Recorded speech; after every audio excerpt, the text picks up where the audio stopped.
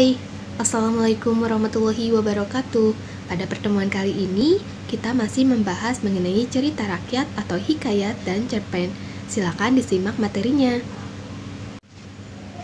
Membandingkan nilai dalam teks hikayat dan nilai cerpen. Banyak dalam nilai hikayat yang mengandung nilai kehidupan masa kini. Sebagai karya sastra modern, hikayat mengangkat nilai-nilai kehidupan masa kini. Dapat diduga bahwa nilai yang terkandung dalam hikayat tersebut masih bersesuaian dengan nilai dalam hikayat. Ada yang masih ingat nilai hikayat berupa apa saja? Ada 6 ya. Yang pertama, nilai religius atau agama, moral, budaya, sosial, edukasi atau pendidikan, dan estetika atau keindahan. Mengembangkan cerita rakyat ke dalam bentuk cerpen.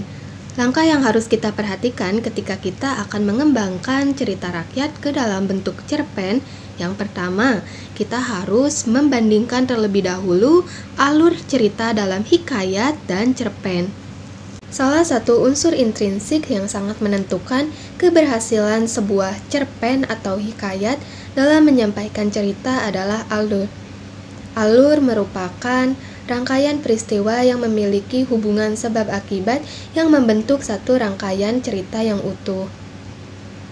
Salah satu karakteristik penggunaan alur dalam hikayat selain menggunakan alur maju adalah menggunakan alur berbingkai.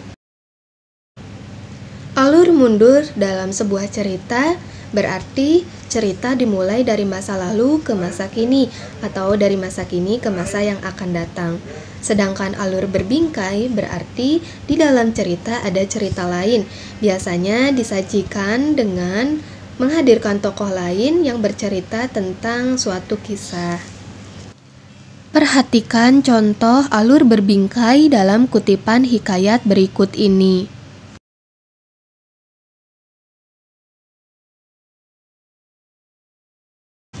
Langkah yang kedua dalam mengembangkan cerita rakyat ke dalam bentuk cerpen adalah menuliskan kerangka. Sebelum kalian membuat cerpen, sebaiknya kalian membuat kerangka terlebih dahulu. Mengapa demikian? Karena dengan penulisan kerangka, cerpen yang kalian buat nantinya akan teratur atau sistematis sesuai dengan kerangka yang telah dibuat. Langkah yang ketiga adalah mulai menulis cerpen.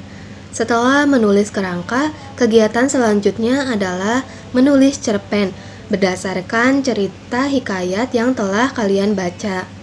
Ketika mengubah isi hikayat ke dalam bentuk cerpen, yang kalian harus perhatikan adalah A. Mengubah alur cerita dari alur berbingkai menjadi alur tunggal. Alur tunggal merupakan alur yang hanya fokus pada satu konflik saja. B. Menggunakan bahasa Indonesia saat ini. C. Menggunakan gaya bahasa yang sesuai, menghindari kata-kata arkais. D. Tetap mempertahankan nilai-nilai yang terkandung dalam hikayat. Itulah tadi pembahasan mengenai materi cerita rakyat atau hikayat dan cerpen pada pertemuan kali ini.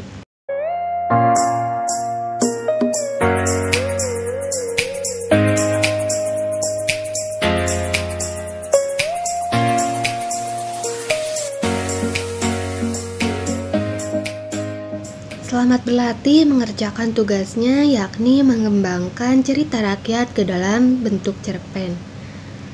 Jika ada yang mau ditanyakan, boleh kita diskusi di grup ya. Semoga materi yang telah dibahas di video pembelajaran kali ini bisa dipahami dengan baik.